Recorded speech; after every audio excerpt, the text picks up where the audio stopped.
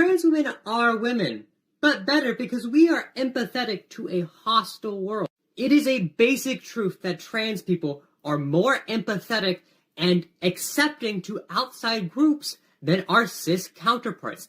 This is in direct opposition to how the world treats us. The world is aggressively hostile to the existence of trans people. It is well known that trans people, and queer people in general, are more likely to be left-leaning, and that means anything from a liberal all the way to a communist. Conservatives are notoriously apathetic, hostile to outside groups, and, to top it all off, scared of change. This all adds up to the basic truth that trans people are just statistically nicer people.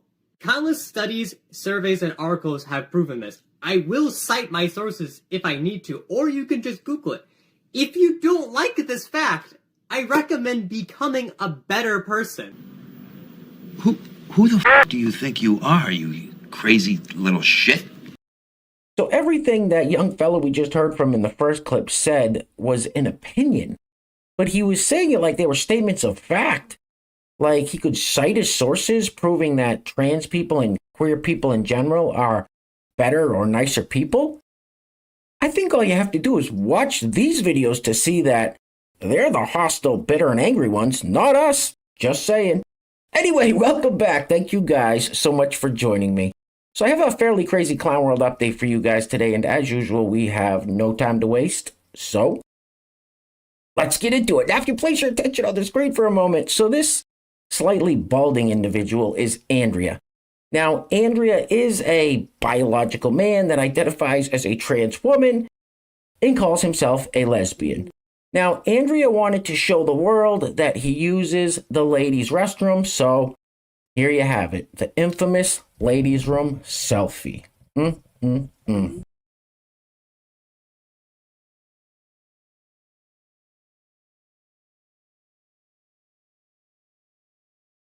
That is weird. Just a big bulge in your pants. Let's keep this party rolling with this lovely lady who says that because some scientist told her that violent crime is down, she believes that violent crime is down. I wonder if it's the same scientist that told us the Fauci sauce was safe and effective. Roll it. Okay, folks, you know how the Republicans go, oh my God, there's such terrible, terrible crime, there's more crime now than there ever was. It's even worse than in the Civil War. It is just crime, murder everywhere. Well, the people who actually really study this, they're real scientists.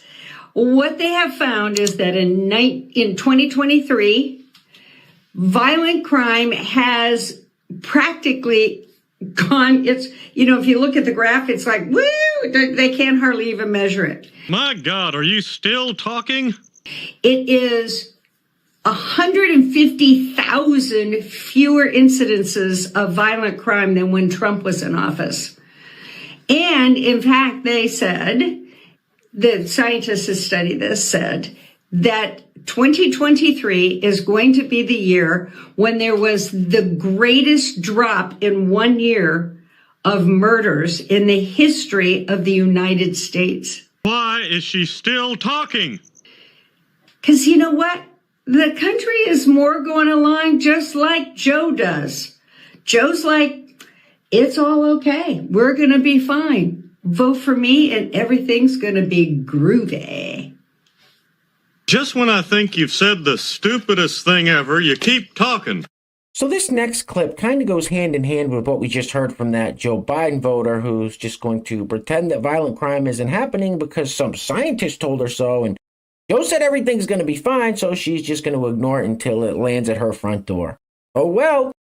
Anyway, so this young lady, now let me set this up. So apparently there's some really bizarre trend going around New York City right now where some guy or guys are just running up to women and slugging them in the face.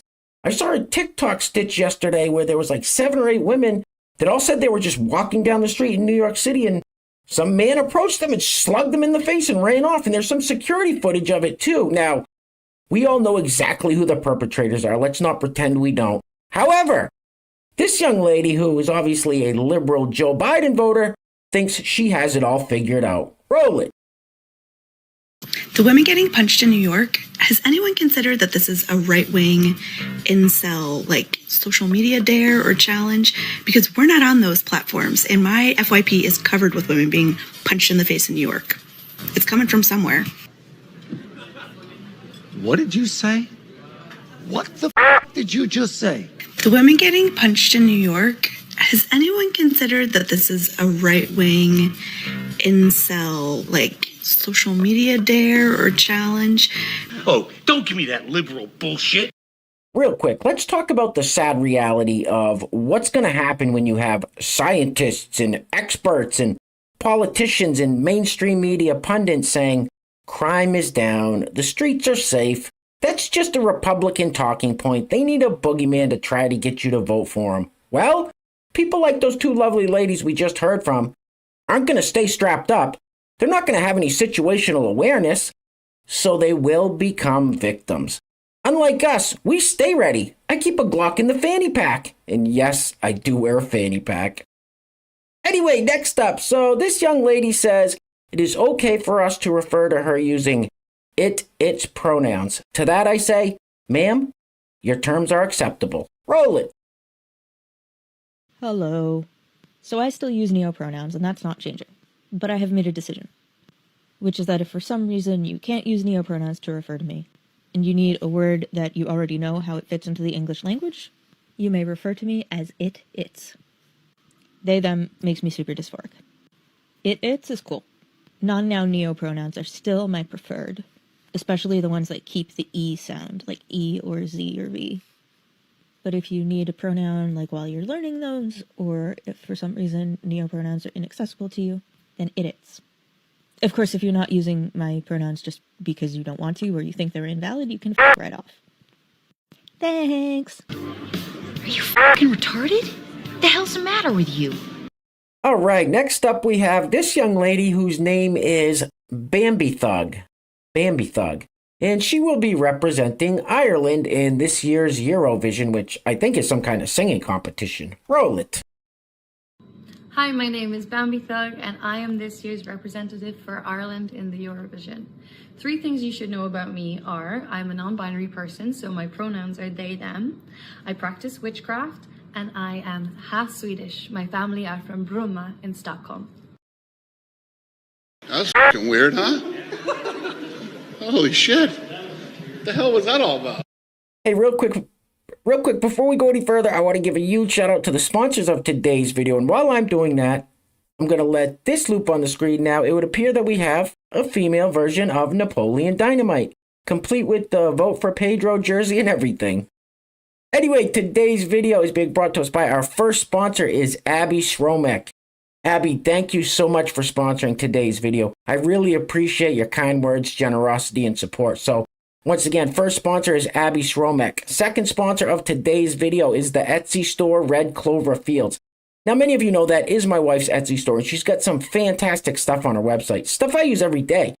I take a spoonful of the elderberry syrup every day to keep my immune system strong. I put the calendula balm on my hands every day to keep them from getting dry and cracked up here in the cold New England winters, which are just about over, thank God. So if you're looking to boost your immune system or looking for some other natural remedies, definitely go peruse her store. I will put a link to that in the description box below. So once again, today's video sponsors are Abby Schromek and the Etsy store Red Clover Fields. Now, if you'd like to sponsor the next video and help support the channel, there is a PayPal link in the description box below, and I will say your full name as a sponsor of said video unless stated otherwise by you. All right, we've seen enough. Get this off the screen, please. Oof.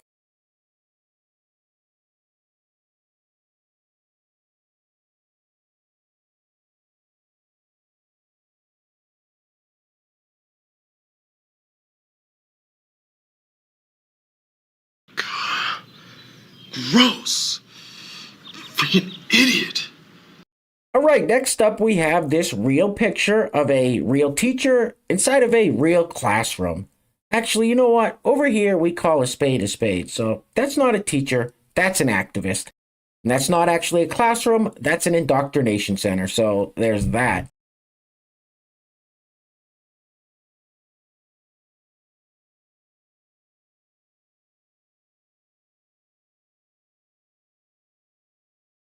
What? That's so f***ing gay. All right, next up we have yet another person who's making the argument that the gender binary is a social construct. And listen to all the social justice buzzwords packed into this one. Roll it. If you're feeling confused about gender, then that's kind of the point. Gender is not meant to make sense because it's a social construct that forces extremely fluid and complex conceptions of identity into a few rigid boxes that are beyond the English language. And the logic of the gender binary totally falls apart when you consider how the gender binary has been used as a racist and colonial form of oppression. During chattel slavery, the gender binary was used to oppress black people. Black women were not afforded womanhood and they were defeminized, degendered as a form of dehumanization. It shows how gender itself is heavily racialized and is totally socially constructed. In many indigenous and pre-colonial societies, there are well-documented cases of gender nonconformity and a lack of a gender binary, but white Western colonists came in and erased these indigenous forms of gender and imposed the white Western gender binary. So of course gender doesn't make sense. The way that Western society has conceptualized gender is rooted in white supremacy and the patriarchy. Only certain white, able-bodied people can correctly embody what it means to be a man or a woman, and once we realize that's BS, the entire logic of gender and the gender binary falls apart. So of course gender is going to feel confusing and not make sense when the entire construction of gender is so layered and intertwined with so many different layers of oppression. What did you say?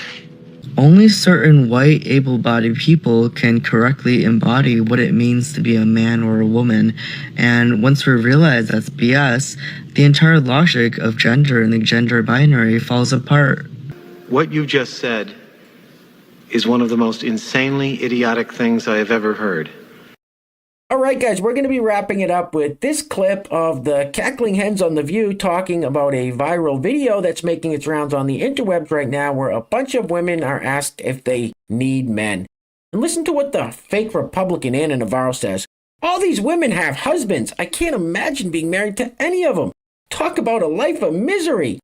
Anyway, things are clearly getting very, very crazy out there, guys. So please take care of yourselves. Take care of each other. Till next time. Love you guys. Peace.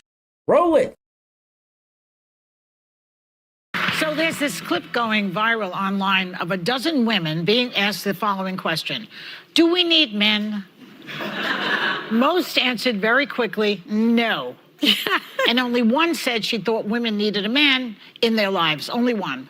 But when men were asked a similar question, do we need women, most of them said yes. So why do you think that is? Because men are useless. I mean, and by the way, I want to differentiate between straight men and gay men, because I think I would die without gay men. Nobody can gossip like gay men. Nobody can help you accessorize like gay men. Nobody can help you keep you from doing harm to yourself like gay men. Bitches be crazy. And you ain't black.